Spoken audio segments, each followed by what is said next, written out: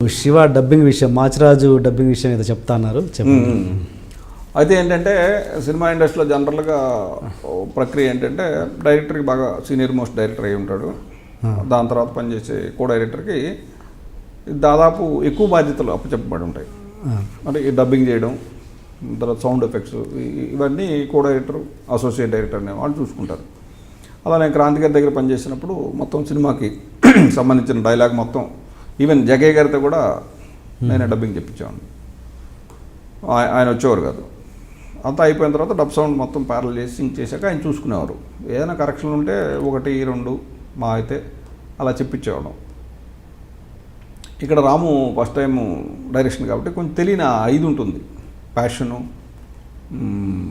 అంటే ఆ సినిమా అయితే కానీ ఇంకో సినిమాకి పని ఉండదు. మిగతా డైరెక్టర్లు ఏంటంటే ఈ సినిమా అయిపోయిన వెంటనే ఇంకో సినిమా షూటింగ్కి వెళ్ళిపోయేవాళ్ళు. కోదండరామ్ రెడ్డి గారు కానీ లేదా రాఘవేంద్ర గారు కానీ మిగతా డైరెక్టర్లు అందరూ షూటింగ్ పార్ట్ అయిపోతే నెక్స్ట్ వేరే షూటింగ్కి వెళ్ళిపోయేవాళ్ళు. సో ఇప్పుడు ఈ సినిమా అయితే రిలీజ్ అయ్యేంత వరకు రాముకి ఇదే పని కాబట్టి కొంత ఫస్ట్ సినిమా తాలూకు ఇష్టం ఇవన్నీ ఉంటాయి. నాకు ఇవన్నీ తెలుసు. సరే హ్యాపీ, ఆయనే చెప్పించుకుంటానంటే ఆయన ఇంజనీర్ రూమ్లో ఉండేవాడు. నేను మైక్ దగ్గర డబ్బింగ్ చెప్పే ఆర్టిస్ట్ దగ్గర ఆయనకి కావాల్సిన ఆర్టిస్ట్కి కావాల్సిన సలహాలు ఇస్తూ 1 more అని అడిగితే 1 more నేను ఒక్కోసారి 1 more అడిగేవాడిని, ఒకసారి ఆయన అడిగేవాడు. ఇలా చెప్తుంటే మధ్యలో నేను తేజ ఏదో పని మీద బయటికి వెళ్ళాం, పబ్లిసిటీ డిజైనర్స్ గురించి ఈశ్వర్ గారి దగ్గరికి వెళ్ళాం. 1 hour పట్టింది మేము తిరిగి రావడానికి. ఈలోపు రాము ఒక డబ్బింగ్ ఆర్టిస్ట్తో సినిమాలో యాక్ట్ చేసిన ఒక క్యారెక్టర్కి డబ్బింగ్ చెప్పించాడు. నేను చూసి అదేంటి రాము అతనితో చెప్పించారు అంటే, ఫెంటాస్టిక్ వాయిస్ బ్రహ్మాండంగా ఉందంటే, వాయిస్ బ్రహ్మాండంగా ఉంటుంది రాము, ఇది లేదు అతనికి, ఈ లూప్తో అయిపోతే, ఈ సీన్తో ఈ డైలాగ్తో అయిపోతే అతను ఓకే, మనకి ఇంకా ఫర్దర్గా ఇంకో 2 సీన్లు వస్తాయి, ఆ సీన్లు వచ్చినప్పుడు మన అతను ఇబ్బంది పెడతాడు అంటే సత్యమీర కాదన్నాడు. 100% ఈ వాయిసే కావాలి మస్ట్గా. ఇంకో మాట అన్నాడు, మీ కో డైరెక్టర్లు అంతా పొల్యూట్ అయిపోయారు సంవత్సరాల తరబడి పనిచేసి అని అన్నాడు. బాగా హర్టింగ్గా ఫీల్ అయ్యాను. ఓకే, దెబ్బతింది ఈగో. సరే ఈగో దెబ్బతిన్నా మనం బయటికి చెప్పలేని పరిస్థితి. సరే అలా వెయిట్ చేస్తున్నాం, టైం వస్తుంది కదా అని. లక్కీగా ఆ రోజే సాయంకాలం 5ంటికి అతనికి ఇంకో లూప్ చెప్పాల్సిన డైలాగ్ వచ్చింది. ఎవరు చేశారు ఈ పని?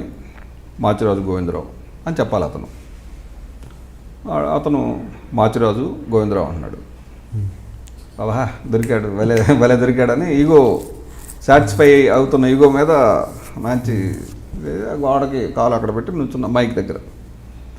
రాము అవతల నుంచి మైక్లో చెప్తున్నాడు, you should pronounce it at a stretch, there should not be gap అని తను ఇంగ్లీష్లో చెప్తున్నాడు, తెలుగులో చెప్తున్నాడు. ఒకే వాక్యం మాచిరాజు గోవిందరావు అని చెప్పాలి మీరు అంటే, ఓకే సార్ అని మళ్ళీ టేక్ అంటే మాచిరాజు గోవిందరావు అన్నాడు. జనరల్గా రాముకి కొంచెం బ్యాడ్ వర్డ్స్ మాట్లాడడం అలవాటు లేదు. అప్పుడు నేను గమనించాను, ఇటు తిరిగి వచ్చాడా లేకపోతే నేను అటు వెళ్ళానా. మళ్ళీ అడిగితే మళ్ళీ వాడు మాచిరాజు గోవిందరావు అన్నాడు. ఒక మాట సాటిస్ఫై అయిపోయింది ego, co director ego satisfy అయింది. రాము ఒక 10 నిమిషాలు నాకు అతన్ని తీసుకుని వెళ్తాను నేను, మీరు వేరే డబ్బింగ్ చెప్పించుకోండి అన్నా. ఏం చేస్తారు అన్నాడు. ఏదో ట్రై చేస్తాను నేనని అతన్ని, అది వాల్మీకి స్ట్రీట్ అని రామనాయుడు గారిది, అక్కడ డబ్బింగ్ సురేష్ మహల్లో 2nd floor మీద టెర్రస్, ఓపెన్ టెర్రస్, అక్కడికి తీసుకెళ్ళా. వెళ్ళేటప్పుడే కుర్రాడిని 2 టీ పంపిమన్నా. టీ మంచినీళ్ళు పంపించాడు. మంచినీళ్ళు తాగి టీ తాగి నేను సిగరెట్ నాకు సిగరెట్ తాగి అలవాటు ఉండేది. అప్పుడు సిగరెట్ తాగమని ఇస్తే అతను సార్ తాగుతావా, నీ పెదాలు నల్లగా ఉన్నాయి, సిగరెట్ తాగుతావని తెలుస్తుంది, తాగంటే కాల్చి ఇటు ఊతున్నాడు. పర్లేదు మా ఇద్దరం ఫ్రెండ్స్ అనుకో, ఇప్పుడు కిందకి వెళ్తే నేను కూడా డైరెక్టర్, నువ్వు డబ్బింగ్ ఆర్టిస్ట్, ఏం పర్లేదు కంఫర్ట్గానే. ఒక 10 నిమిషాలు అతనితో మామూలు విషయాలు మాట్లాడా. మీది ఏ ఊరు, ఎంతమంది పిల్లలు, నీకు ఎంతమంది బ్రదర్స్, ఇలాంటి రామాయణం, ఇది మన ఉస్పోలు కబుర్ అంట, అలాంటివి మాట్లాడిన తర్వాత సడన్గా ఇప్పుడు నీకు చిన్న ఇదే, నేను కొన్ని పేర్లు చెప్తాను, ఆ పేర్లు నువ్వు యథాతథంగా నాకు చెప్పాలి, గ్యాప్ లేకుండా. నేను చెప్పిన వెంటనే నువ్వు చెప్పాలంటే చెప్తాను సార్ అన్నాడు. అక్కినేని నాగేశ్వరరావు, మిక్కిలినేని రాధాకృష్ణమూర్తి, కొంగర జగ్గయ్య, నందమూరి తారక రామారావు, గుమ్మడి వెంకటేశ్వరరావు, ఇలా పేర్లు చెప్పేసి మాచిరాజు గోవిందరావు అన్నాడు. రావయ్య మైక్ దగ్గర రాము రెడీ, రాము టేక్ అన్న. మైక్ దగ్గర చూస్తే లూప్ వేశారు, మాచిరాజు గోవిందరావు అన్నాడు. ఫెంటాస్టిక్ సూపర్ అన్నాడు రాము. అలా చెప్పించారు, భలే టెక్నికే అన్నాడు. ఈ టెక్నిక్ కూడా నేను మీకు చెప్తే నాతో అవసరం ఉండదు, మా ఉద్యోగానికి ఎందుకు, అయ్యో చిన్న ట్రేడ్ సీక్రెట్లు ఉంటాయని తర్వాత చెప్పా. ఫెంటాస్టిక్ సూపర్ ఐడియా అంటే వాడు అక్కడ స్ట్రక్ అయిపోతారు. ఆ స్ట్రక్ అయిన మనిషిని మనం బయటికి తీసుకొచ్చే ప్రయత్నం చేయాలి. ఇది ఆర్టిస్ట్ కావచ్చు, డబ్బింగ్ ఆర్టిస్ట్ కావచ్చు, ఇంకోటి కావచ్చు, లేదంటే ఆ పనిని అక్కడ వదిలేసి కొద్దిసేపు ఒక పూట కానీ ఒక గంట కానీ మళ్ళీ చేస్తే చేయగలడు. ఇలాంటివి చెప్తూ ఉండేవాడు అప్పుడప్పుడు రాముకి. అంటే అప్పుడు ఫెంటాస్టిక్ ఐడియా ఇది నాకు ఎందుకు చెప్పలేదు అని అన్నాడు. నేను అన్నాను, ఇది ఫెంటాస్టిక్ ఐడియా కానీ రాము అందరికీ ఇది అప్లై అవ్వదు, కొన్ని చోట్ల కొన్ని సందర్భాల్లో మాత్రమే ఇది అప్లై అవ్వద్దు అని చెప్పాను. అలాగే క్షణక్షణం సినిమాలో అశోక హోటల్ ఎదురుగా లక్డీ కపూర్లో డీజీపీ ఆఫీస్ ఉంది, పోలీస్ ఆఫీసర్.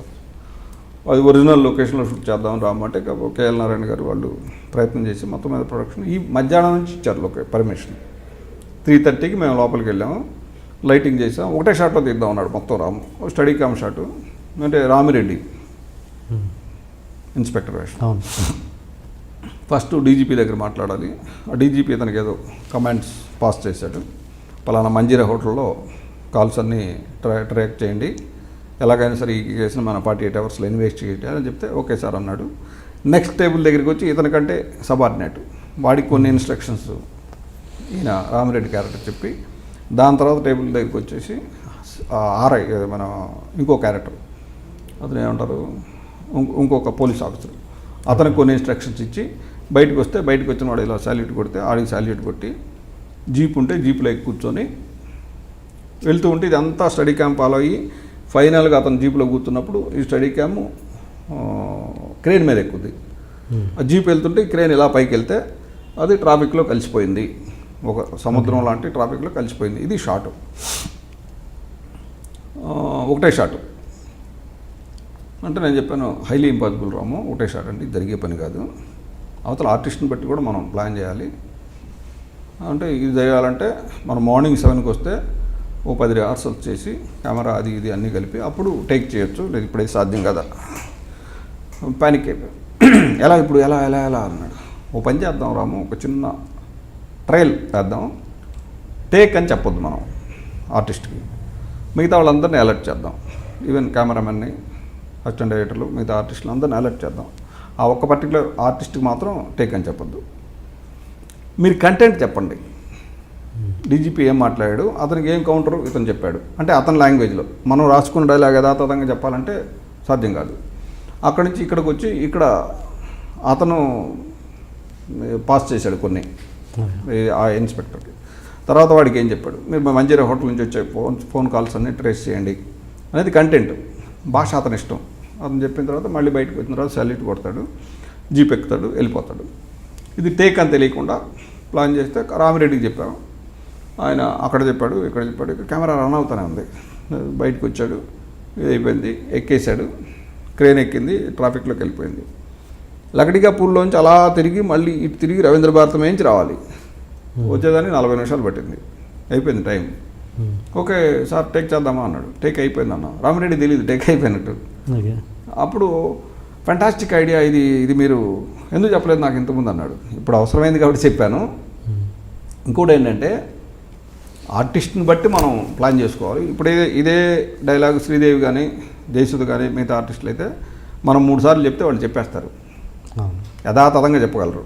వాళ్ళకి ఇది అక్కర్లా, మళ్ళీ వాళ్ళ లాంగ్వేజ్లో కొంచెం చిన్న చిన్న యాక్సెంట్లు ఉంటాయి. శ్రీదేవి అయితే కొంచెం తమిళ్ మిక్స్ అయ్యి ఉంటుంది.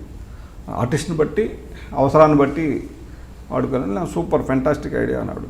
ఇలా డబ్బింగ్లో మార్చారు మళ్ళీ డైలాగ్స్. డబ్బింగ్లో మనకు కావాల్సిన డబ్బింగ్ చెప్పుకుంటాం, దాదాపు అదే చెప్తాడు. Okay okay. ఏంటి ఇప్పుడు అంటే మీరు చిన్న లాజిక్ ఏంటి అంటే టేక్ అని చెప్పడానికి చెప్పకపోవడానికి? ఆర్టిస్ట్ టేక్ అయితే ఆర్టిస్ట్ కాన్షియస్ అవుతాడు. నాకు డైలాగ్ రాకుండానే టేక్ చేస్తున్నారేంటి, ఓకే, ముక్క కవళికలు అన్నీ మారిపోతాయి. టేక్ అని తెలియకపోతే మానిటర్ కాబట్టి మానిటర్లో కాన్ఫిడెంట్గా రిహార్సల్ కోసం చేస్తాడు. ఇంట్రొడక్షన్ కొంచెం హెవీగా ప్లాన్ చేశాం. అసలు ఏంటి అన్యాయం, ఏంటి దౌర్జన్యం? 3 రోజుల నుంచి మోసం ఉన్నట్టున్నాయి మొఖాలు. ఎవర్రా మీరు? జూనియర్ ఆర్టిస్ట్ ఉన్నది కూడా లేదు కదా, ఎక్కడ పట్టాడు రా బాబు వీడిని? ఐ లవ్ పోతారా రే, నాశనం అయిపోతారు. జిమ్మి అన్నారేమి? ఇదే సార్ జిమ్మి. అవులే ఆన్లేక అవుతున్నా నీకు. I want to shoot. ముందు కలర్ తెలియట్టుకుని మా కండిషన్ చూడరా కానీ. So please do subscribe to Lolo K, please. iDream 1 million subscribers ki reach అయ్యిందండి. Congrats to iDream Media on reaching 1 million subscribers. iDream Media on 1 million subscribers reaches Namku. All the best and congratulations to you. Congrats I dream. Keep up the good work and continue to entertain.